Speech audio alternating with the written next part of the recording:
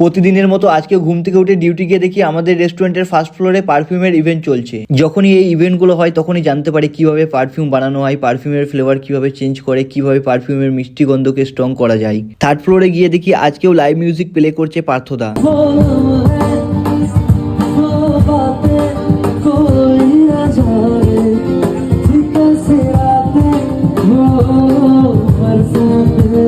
Second ফ্লোরে ট্রেসে এসে দেখি পার্টির ডেকোরেশনে রেডি হয়ে গেছে। এরপর আমিও একটা একটা করে গ্লাসগুলো চেক করতে লাগলাম, আর তারপরে বিএনবি গুলোকে হালকা করে ওয়াইপ করে সেটআপের জন্য রেডি করে দিলাম। আজকে মিউজিক প্লে করছিল নীলদা। পার্টির কেকগুলোও চলে এসেছিল, তাই আমি চেক করে নিলাম কেকগুলো ঠিক আছে কিনা।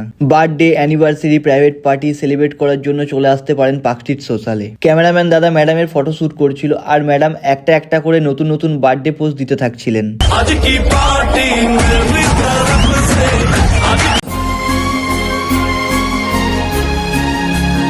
ডিউটি শেষ করে আমিও হাঁটতে হাঁটতে রুমে চলে আসলাম। দেখা হচ্ছে নেক্সট ভিডিওতে।